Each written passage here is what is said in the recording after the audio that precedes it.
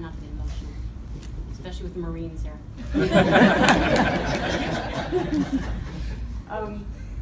You know, I had a speech all prepared, practiced it for months, and then we had this storm coming, and everything got moved to today. And this day, for my retirement ceremony, means more to me than what would have taken place on Sunday.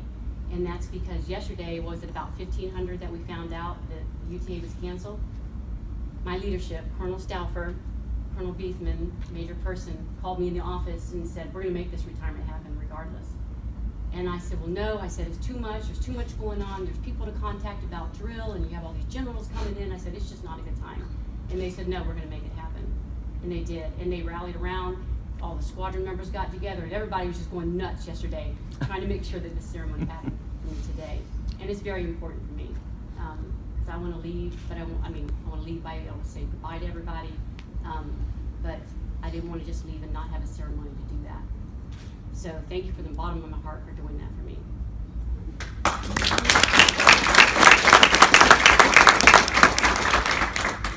I'd like to thank Colonel Jenkins for being here, Colonel Curran, all group commanders, squadron commanders, Chief Master Sergeant Wilcox, chiefs, even Chief Smith.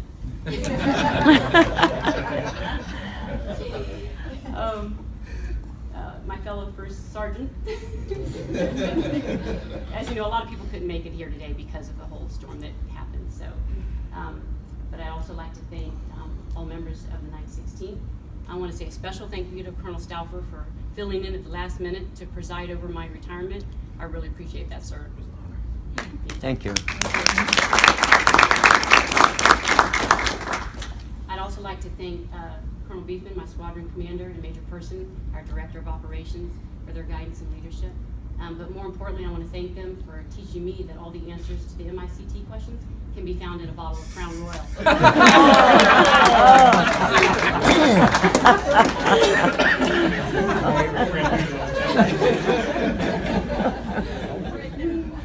I want to thank, I don't care, I'm retiring, y'all are going to be in trouble now. I want to thank all members of Rolling Thunder that were able to attend. I want to thank my boss for my civilian job, Chris Branham, and his wife Sherry for being here. I'll have you know that Chris is a retired Marine, and I work with a lot of other retired Marines.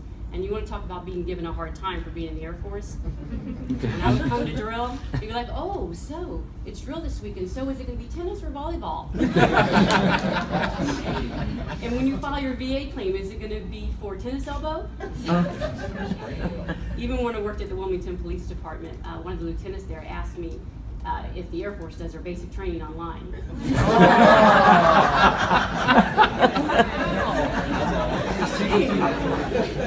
That's coming there for them.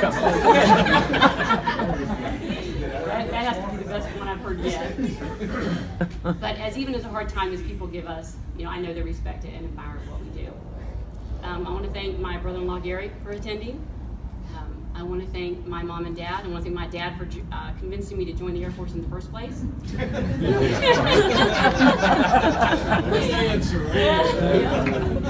I want to thank my mom for throwing a huge party for me when I graduated from tech school many years ago. And that was wonderful, Mom. I'll always remember that. I don't know if you remember it, but... No, I don't. I want to thank my sisters for always supporting me, watching my kids, whether I was deployed or TDY or at some type of school. Changing diapers. I want to thank my daughter Courtney for all the times that I missed a lot of her high school events, you know, soccer or piano recitals. And last but not least, I want to thank my husband Ray. He's always been there for me, and I'll have you know that he retired in 1993. So you want to talk about old, Colonel Stauffer? It's your retirement. So that's the last time he wore the uniform until today. He shaved off his beard, trimmed his mustache, got a haircut, lost like 30 pounds, I think. Makes me sick. And he bought a whole new uniform. And you know those uniforms can be very expensive. So he did all that for me just for this day. Thank you.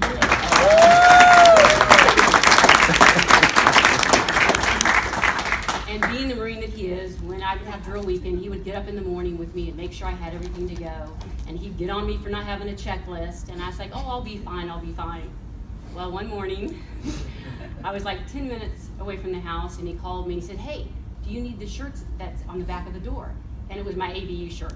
So I had to turn around and get the rest of my uniform. So I guess you were right, honey. Still a senior enlisted advisor.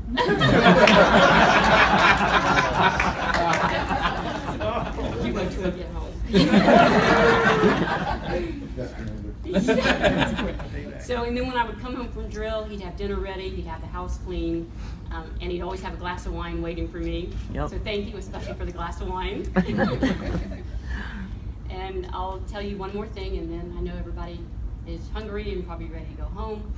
But I've always known that I wanted to join the Air Force ever since I was a little girl. Because when we were stationed at Camp Lejeune, my dad would wake us up to the music of the Marine hymn and marching band music. And us 5 girls would run out in the living room in our pajamas, and we'd be marching around like we were little Marines. Trash brigade.